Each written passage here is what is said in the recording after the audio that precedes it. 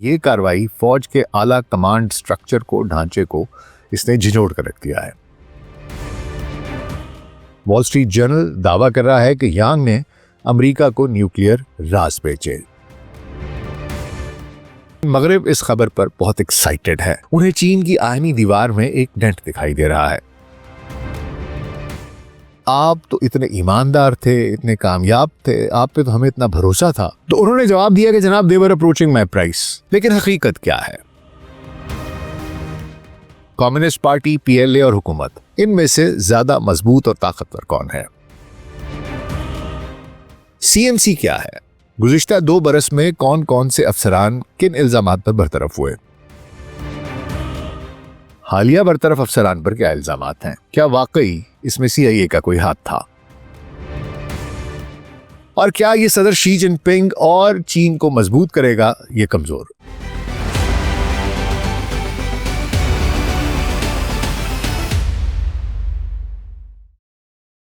Global सच podcast doctor Nasir Baig के साथ आपकी खिदमत में हाजिर हैं जी। अस्सलाम वालेकुम। दुनिया की उभरती हुई सुपर पावर चीन से एक ऐसी खबर सामने आई है जिसने पूरी दुनिया को हिला के रख दिया है। सदर शी जिनपिंग ने मरकजी फौजी कमीशन यानी सीएमसी, सेंट्रल मिलिट्री कमीशन के नायब चेयरमैन जनरल यांग योशिया को बरतरफ करके तहकीकात का सामना करने का हुक्म दे दिया है। यांग योशिया वो शख्सियत थे जो फौजी दर्जाबंदी में सदर शी जिनपिंग के बाद दूसरे नंबर पर थे। उनके साथ एक और अहम अफसर जनरल यू जनली भी वो भी निशाना बने हैं और उनके खिलाफ भी तहकीकात हो रही हैं। उन्हें भी बरतरफ कर दिया गया है। ये सीएमसी के ज्वाइंट स्टाफ डिपार्टमेंट के चीफ थे। ये दोनों आला सतह के अफसरान हैं और ये कार्रवाई फौज के आला कमांड स्ट्रक्चर को ढांचे को इसने झिझोड़ कर रख दिया है। बीजिंग की जानिब से सिर्फ ये कहा गया है कि संगीन नज़्म ज़ब्त और कवानीन की खिलाफ वर्जियां उनका शुबा है, लेकिन ये एक बहुत बड़ा वाकया है। वॉल स्ट्रीट जर्नल दावा कर रहा है कि यांग ने अमेरिका को न्यूक्लियर राज भेजे और ये कौमी राज बेचने का मामला है, डिसिप्लिनरी एक्शन नहीं है। और अगर ऐसा है तो इसमें सीआईए का हाथ भी है, ये भी वो कह रहे हैं। लेकिन अगर हम तारीख देखें तो करप्शन पर क्रैकडाउन शी की तर्ज हुक्मरानी का एक खासा रहा है और हमें एक पैटर्न दिखाई देता है। गुज़िश्ता 2 बरसों में खुसूसी तौर पर अहम सीनियर फौजी अफसरान को बरतरफ किया गया। लेकिन मगरिब इस खबर पर बहुत एक्साइटेड है। उन्हें चीन की आयनी दीवार में एक डेंट दिखाई दे रहा है। लेकिन हकीकत क्या है? चीन में हुकूमत का ढांचा कैसा है? कम्युनिस्ट पार्टी, पीएलए और हुकूमत, इनमें से ज्यादा मजबूत और ताकतवर कौन है? सदर शी के दौरे हुकूमत ने चीन को कैसे तब्दील किया? सीएमसी क्या है? गुज़िश्ता 2 बरस में कौन कौन से अफसरान किन इल्जामात पर बरतरफ हुए? हालिया बरतरफ अफसरान पर क्या इल्जामात हैं? क्या वाकई इसमें सीआईए का कोई हाथ था? क्या इसमें ताइवान का भी कोई फैक्टर था? और क्या ये सदर शी जिनपिंग और चीन को मजबूत करेगा ये कमजोर? आज के प्रोग्राम में इस सब पर बात करेंगे। तो हुजूर, अगले 10 से 15 मिनट के लिए ध्यान जरा इधर।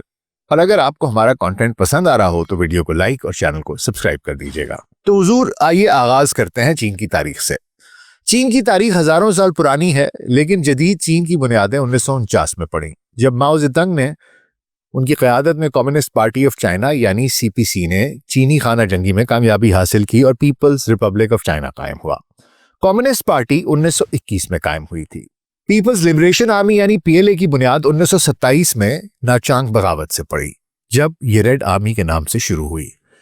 ये फौज पार्टी की फौज है, दरअसल हुकूमत की नहीं, मुल्क की नहीं, रियासत की नहीं। चीन में पार्टी रियासत से बालातर है, यानी ये एक पार्टी स्टेट है। पीएलए की वफादारी सबसे पहले पार्टी से है और पार्टी ही इसे कंट्रोल करती है। मौजूदा ढांचा क्या है हुजूर? मौजूदा ढांचा ये है कि पीएलए में जमीनी फौज, बहरिया, फिजाइया, रॉकेट फोर्स और सपोर्ट फोर्सेस शामिल हैं। 2015-16 में शी जिनपिंग ने बड़ी इस्लाहात की, जिसमें 7 फौजी इलाकों को 5 थिएटर कमांड्स में तब्दील कर दिया गया ताकि मुश्तरका ऑपरेशंस बेहतर हों। फौज का सबसे आला इदारा सेंट्रल मिलिट्री कमीशन यानी सीएमसी है, जो पार्टी और रियासत दोनों की सतह पर काम करता है। लेकिन पार्टी का सीएमसी सबसे ताकतवर है। उसके चेयरमैन शी जिनपिंग खुद हैं और आमतौर पर इसमें 2 नायब चेयरमैन और 4 मेंबरान होते हैं। सीएमसी फौज की पॉलिसियां, तकर्रियां, बजट और ऑपरेशंस का फैसला करती है। शी जिनपिंग 2012 में कम्युनिस्ट पार्टी के जनरल सेक्रेटरी बने और 2013 में सदर। इनके दौर में चीन ने तेजी से तब्दीली देखी। सबसे बड़ी चीज इंसदादे करप्शन मुहिम थी, जिसमें लाखों अफसरान और पार्टी मेंबरान को सजा दी गई। फौज में इस्लाहात नाफिज की गई, जदीद हथियार बनाए गए, बेल्ट एंड रोड इनिशिएटिव शुरू किया गया और फौज को 2049 तक दुनिया की सबसे ताकतवर और बड़ी फौज बनाने का हदफ, इसका फैसला कर लिया गया। शी ने फौज को पार्टी के मुकम्मल कंट्रोल में लाया और अपनी पोजीशन को मजबूत किया। तो हुजूर, ये सेंट्रल मिलिट्री कमीशन क्या है? ये सेंट्रल मिलिट्री कमीशन, ये सीएमसी, कम्युनिस्ट पार्टी का सबसे अहम फौजी इदारा है। इसमें फौज की आला तरीन क़यादत होती है और इसके चेयरमैन शी जिनपिंग है। ये इदारा फौज के हर तमाम फैसले ये इदारा करता है और पार्टी की बालादस्ती को यकीनी बनाता है। रियासत का एक अलग सीएमसी भी है, लेकिन पार्टी का सीएमसी दरअसल वो सीएमसी है जिसमें ताकत है, कुव्वत है और वो फैसले करता है और पूरी फौज और पूरा मुल्क उसी के साथ चलता है। अब हुजूर, हुआ कुछ यूं है कि गुज़िश्ता 2 बरस में शी जिनपिंग ने कुछ अफसरान को बरतरफ किया है। कहानी क्या है? कहानी कुछ यूं है कि शी जिनपिंग ने 2012 से ही करप्शन के खिलाफ एक मुहिम चलाई है, लेकिन खुसूसी तौर पर 2024 से 2026 तक फौज में बड़े पैमाने पर सफाई की गई। 2023 से अब तक 50 से जायद आला फौजी अफसरान और दिफाई सनत के ओहदेदारों को हटाया गया, तफ्तीश का सामना किया गया या पार्टी से निकाल दिया गया। पिछले 2 बरस में 2024 से 26 में अहम नाम और उनकी तफसीलात कुछ यूं हैं हुजूर। ली शांगफू, साबिक वजीर दिफा, रॉकेट फोर्स के साबिक सरबराह, 2023 में ये गायब हो गए। जून 2024 में पार्टी से निकाले गए। इल्जामात करप्शन, रिश्वत, अकरबा परवरी और खास तौर पर हथियारों की खरीदारी में, लेन देन में गड़बड़। इसके बाद वी फेंग ही, साबिक वजीर दिफा और रॉकेट फोर्स के साबिक कमांडर, 2023-24 में इनके खिलाफ तहकीकात हुई। जून 2023 में पार्टी से निकाल दिया गया। इल्जामात करप्शन और नज्म ज़ब्त की खिलाफ वर्जियां। इसके बाद आते हैं म्याऊ हुआ। ये सीएमसी के पॉलिटिकल वर्क डिपार्टमेंट के डायरेक्टर थे, 2025 में बरतरफ किए गए। इल्जामात सियासी वफादारी में कमी, करप्शन और पार्टी की बालादस्ती को नुकसान पहुंचाना। इसके बाद आते हैं ही वी डोंग। ये सीएमसी के नायब चेयरमैन थे, मार्च 2025 से गायब। अक्टूबर 2025 में पार्टी से निकाले गए। इल्जामात करप्शन, सियासी ग्रुप्स बनाना और संगीन खिलाफ वर्जियां करना। इसके अलावा अक्टूबर 2025 में मजीद 9 जर्नैलों को पार्टी से निकाला गया, जिनमें ही वी डोंग भी शामिल हैं। ये एक बड़ी कार्रवाई थी और अब जनवरी 2026 में यांग योशिया और ल्यूजन ली, इनको भी फारिग कर दिया गया। अब ये जो ऑपरेशन क्लीन अप किया गया है, ये जो सफाई की गई है, इसमें सीएमसी के 5 मेंबरान इनको ये मुतासिर कर चुकी है और ये फारिग हो गए हैं और अब सिर्फ शी जिनपिंग और एक जूनियर मेंबर यांग शिंग मिन बचे हैं। अब आइए जनाब, जरा ये जो मौजूदा 2 जर्नैल गए हैं, इनके बारे में आपको बताएं कि ये लोग कौन थे। यांग योशिया 75 साल के हैं, जिनके ऊपर की बड़ी कहानी बन रही है कि जनाब ये शी के बाद नंबर 2 थे, इनको कैसे फारिग कर दिया। अब ये हजरत 75 बरस के हैं, एक प्रिंसलिंग हैं। प्रिंसलिंग एक टर्म यूज होती है चाइना में। ये वो लोग हैं जिनके जो वालिदैन थे वो भी कम्युनिस्ट पार्टी के ओहदेदारान थे। तो ये जो यांग योशिया हैं, इनके वालिद और शी के वालिद दोनों कम्युनिस्ट पार्टी में थे और दोनों कम्युनिस्ट पार्टी के अच्छे आला ओहदेदारान थे और लोग कहते हैं कि दोस्त भी थे। तो आप सोच सकते हैं कि इनका ताल्लुक क्या है। और यांग और शी दोनों को ही प्रिंसलिंग कहा जाता था कि ये इनकलाबी रहनुमाओं के बेटे हैं। इनके वालिद यांग जोंगजून, इन्होंने शी जिनपिंग के वालिद के साथ कहते हैं कि जंग भी लड़ी थी। यांग 1950 में पैदा हुए, 1979 में वियतनाम जंग में हिस्सा लिया, जो पीएलए की आखिरी बड़ी जंग थी और इससे इन्हें हकीकी जंगी तजुर्बा मिला, जो आज के ज्यादातर जर्नैलों में नहीं है। वो 2007 से 2012 तक शिनयांग मिलिट्री रीजन के कमांडर रहे, फिर हथियारों की तरक्की और खरीदारी के शोबे में अहम ओहदे पर रहे और 2017 में सीएमसी के नायब चेयरमैन बने। शी के दौर में उन्होंने 2015-16 के फौजी इस्लाहात में कलीदी किरदार अदा किया और शी को फौज पर कंट्रोल हासिल करने और मजबूत बनाने में इनका बहुत बड़ा हाथ कहा जाता है। 2022 में ये रिटायरमेंट की उम्र 70 साल को पहुंच गए, लेकिन शी ने इनकी मुद्दत मुलाजमत में तौसी कर दी ताकि वो इसी ओहदे पर अपना काम जारी रख सके। वो शी के सबसे करीबी इत्तेहादी समझे जाते थे। अब उन पर तफ्तीश है। चीन के ऑफिशियल वर्जन के मुताबिक संगीन नज़्म ज़ब्त और कानून की खिलाफ वर्जियां। पीएलए डेली के एडिटोरियल में कहा गया है कि उन्होंने सीएमसी चेयरमैन की जिम्मेदारियों को रौंदा, करप्शन और सियासी मसाइल को हवा दी, फौज की वफादारी और जंगी तैयारी को नुकसान पहुंचाया। इल्जामात में करप्शन, रिश्वत, जैसे ली शांगफू को वजीर दिफा बनाने के लिए कहते हैं कि इन्होंने रकम ली थी, सियासी ग्रुप्स बनाना और वॉल स्ट्रीट जर्नल के मुताबिक जौहरी प्रोग्राम के टेक्निकल डेटा को अमेरिका को लीक करना शामिल है। एक आला सतह की ब्रीफिंग में अफसरान को बताया गया कि जौहरी हथियारों का डेटा लीक हुआ है। ताहम ये इल्जामात अभी गैर मुसद्दका हैं और ये जो जौहरी हथियारों वाला है ये वॉल स्ट्रीट जर्नल का है। इसके बाद आ जाते हैं जनाब जनरल लिू जन ली पर। सीएमसी जॉइंट स्टाफ डिपार्टमेंट के चीफ थे, मुश्तरका ऑपरेशंस के जिम्मेदार। इनकी तफसीलात कम है लेकिन वो भी यांग के साथ ही निशाना बने हैं। इल्जामात मिलते जुलते हैं, यानी करप्शन और नज़्म ज़ब्त की खिलाफ वर्जियां दोनों दिसंबर 2025 में आखिरी बार अवामी तौर पर दिखाई दिए थे। कुछ तजियाकार कहते हैं कि यांग शी के 2027 के ताइवान पर कब्जे के लिए तैयारी की टाइमलाइन के उसमें कुछ इख्तलाफ रखते थे। वो ज़्यादा एहतियात चाहते थे जबकि शी चाहते हैं कि मामले को तेजी से निपटा दिया जाए। ये इख्तलाफ ताकत की जिद्दोजहद का नतीजा भी हो सकता है। अब देख लेते हैं कि क्या सीआईए मुलव्विस थी कि नहीं थी। हुजूर वॉल स्ट्रीट जर्नल की रिपोर्ट के मुताबिक इल्जाम यह है कि जौहरी राज अमेरिका को बेचे गए। अगर ये दुरुस्त है तो ये अमेरिका की इंटेलिजेंस के लिए एक बहुत बड़ी कामयाबी है। ताहम ये इल्जामात अभी तस्दीक शुदा नहीं है और चीन की तरफ से कोई बराह रास्त सबूत नहीं दिया गया। ये महज क्यासाराइयां हैं और चीन में ऐसे इल्जामात अक्सर सियासी सफाई या ऑपरेशन क्लीन अप के लिए इस्तेमाल होते हैं। गुमान गालिब यही है कि सीआईए उनको पेनिट्रेट नहीं किया होगा, लेकिन नोइंग व्हाट सीआईए इज, इनसे कुछ बईद नहीं है कि कोई भी शख्स किसी भी वक्त किसी भी जगह पर कॉम्प्रोमाइज हो गया हो। अब आइए हुजूर एक तज्जिया कर लेते हैं। कहानी कुछ यूं है कि what most of the people are smelling here is कि शायद शी जिनपिंग को इनसे कोई खतरा महसूस हुआ था।